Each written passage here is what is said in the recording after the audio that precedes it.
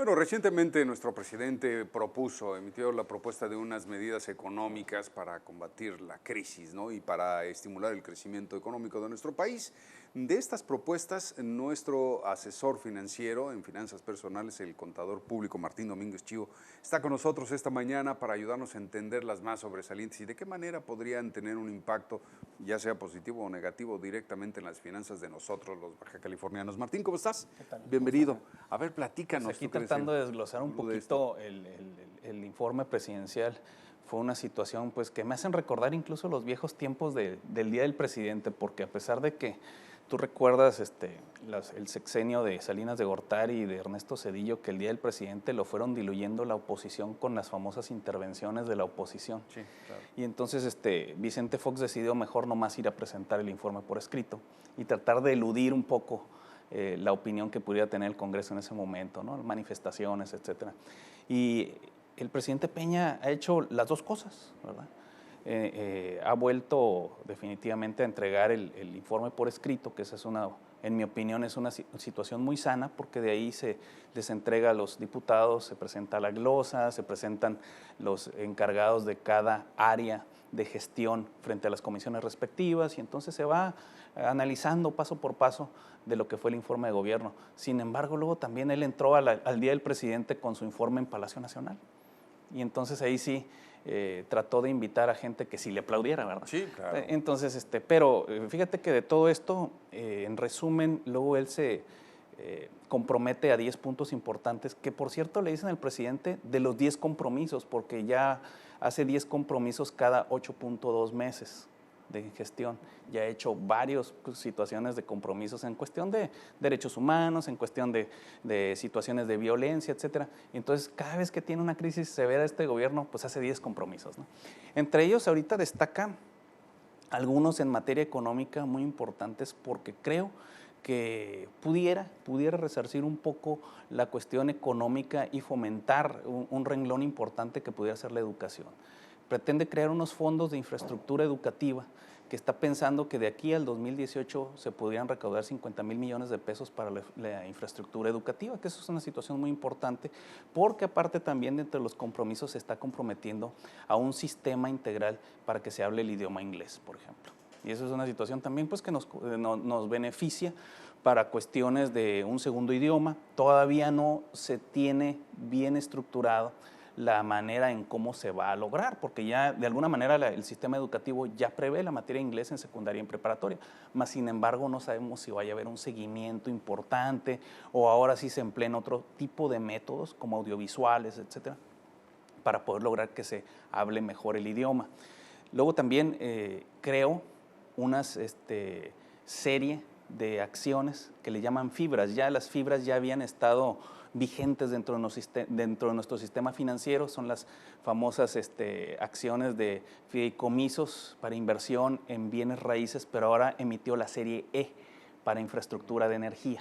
Entonces con esa serie piensa entrar en una serie de recursos para que mejore la infraestructura energética en nuestro país, sobre todo ahora que van por el gas, ¿no? Más que por la gasolina, más que por el petróleo. Yo creo que para crear a lo mejor infraestructura en materia de transportación del gas LP, etcétera, pero ahí hay una situación importante de extracción, ¿no? A ver, Martín, déjame preguntarte algo para que podamos entender mejor los que no somos muy versados en esta materia.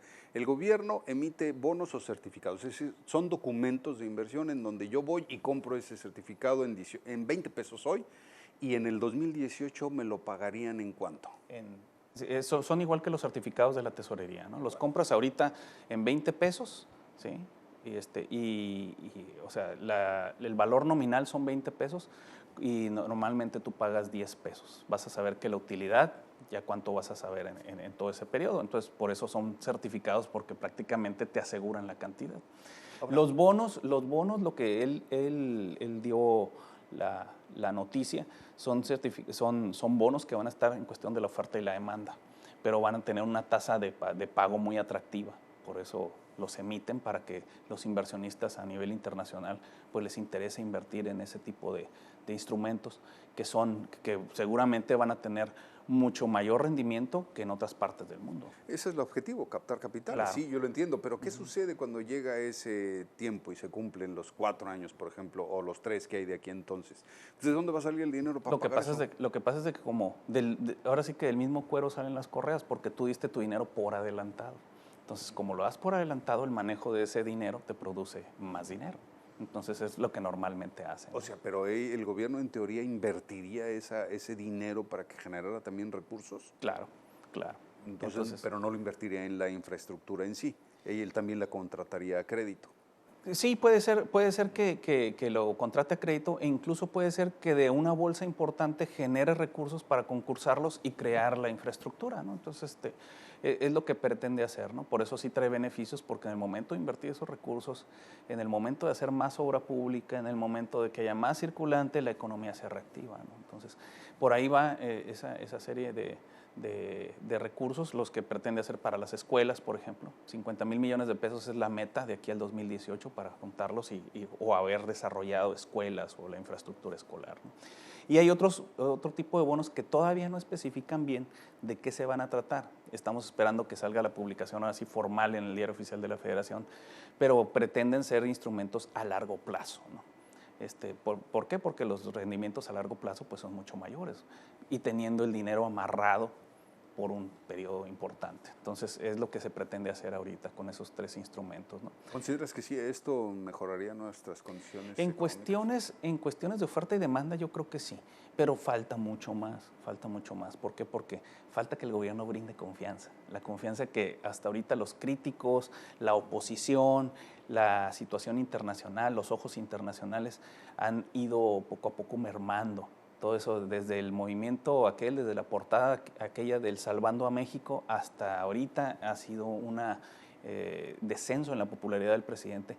Y aparte de eso, bueno, eso no nos tiene que impactar mucho porque en muchos países se hace la clásica estadística de la popularidad, de quién es la persona más popular en Estados Unidos o en Argentina, y no siempre es el presidente el más popular, por supuesto que no siempre son los políticos los más populares, en algún momento artistas, etcétera. Pero lo que sí es importante es de que precisamente muchas veces el desgaste de gobernar no te conducen a ser la persona más popular, pero también las situaciones que no han quedado claras de Ayotzinapa, de Tatlaya, de la Casa Blanca, de la muerte del periodista veracruzano en la Ciudad de México, todas esas cosas son las que van poco a poco alejando más. Si tú ves, por ejemplo, los informes de los organismos internacionales en materia de derechos humanos, es alarmante lo que está pasando en nuestro país y todos esos prenden focos rojos a nivel internacional que diluyen la confianza de los inversionistas. Y podría ser increíble pensar que este tipo de malas posturas o de popularidad negativa pudieran impactar en la credibilidad de que se tomen buenas decisiones en las finanzas, ¿no? Exactamente, porque todo afecta, lo comentábamos en alguna ocasión, situaciones de magnicidio, situaciones de escape o fuga de rehenes, situaciones de los manifestantes, porque nos hacen falta 43, etcétera, todo eso que se va quedando ahí como en el olvido. A la gente no se le olvida y todo eso se sigue manejando. Actualmente sigue habiendo manifestaciones para que aparezcan los 43, sigue habiendo manifestaciones para que se esclarezca, a pesar de las explicaciones lo de la Casa Blanca. Entonces todas esas cosas te siguen mermando, ¿no? Sí, por supuesto, pues como remate y moño negro, pues la fuga del Chapo, ¿no? Sí, eso para la cerecita del pastel. Entonces pone en entredicho no nada más es que se haya fugado este señor, sino todo el sistema penitenciario mexicano de que está hecho. Y después de ahí te vas a todo el sistema judicial y a toda la implantación de justicia, etcétera. O sea, te vas a diferentes casos que lo van conduciendo hasta que este cuate se fuga. Entonces, eso es lo que te produce desconfianza, ¿no? En un país así, prácticamente pareciera que no hay leyes, pareciera tierra de nadie, pareciera la tierra del más fuerte, y entonces eso va mermando credibilidad en los inversionistas. ¿Y qué pasaría ahora si se dice que pues, en este septiembre el Departamento del Tesoro aumentaría las tasas de interés? ¿Qué pasaría? Sería el mejor pretexto para que México también subiera sus tasas. Había comentado ya hace algunas semanas que México nada más estaba apostando toda esta crisis a la cuestión del valor del peso. Sin embargo, tenía también que aumentar sus tasas de interés. porque cuando un país aumenta sus tasas de interés son síntomas de desesperación, de que quiere atraer más gente a que inviertan en sus país, y sin embargo, pues estas cosas definitivamente repercuten también a las personas que tenemos créditos, a las personas que tenemos compromisos, etcétera. Genera una serie de situaciones que definitivamente en un momento determinado pues va a venir beneficiándote por un lado, porque adquieres mayor dinero, mejor captación, pero definitivamente en los bolsillos de las personas que tienen préstamos pues sí los van a sentir. Por eso es importante ahorita poner mucha atención, no firmar nada ahorita de préstamos a largo plazo, sobre todo con tasas variables, y esperarnos un poquito, tener un poco de cautela hasta que definitivamente la FED diga si va a aumentar sus tasas o no. Sí, y por supuesto, esto yo creo que es fundamental el de tener cautela y no firmar ningún tipo de contratación de crédito en tasa variable, porque pues es como una soga al cuello, ¿no? Sí, No podemos saber que, sobre todo que sigue habiendo muchas alternativas de créditos, tanto hipotecarios, automotrices y personales, a tasas fijas, ¿no? Sí, así es. Entonces el mercado te ofrece cosas importantes, pero hay que verlas y analizarlas con lupa, ¿no? Martín, ¿por qué no nos das tus números de contacto para que la gente se pueda comunicar directamente Claro contigo? que sí, el 449-7149 y correo martindechu@gmail.com. Martín Domínguez Chío, contador público con nosotros aquí en Como Cada Mañana, asesor de finanzas personales. Te esperamos la próxima semana, Martín. Claro que sí, primero. Gracias.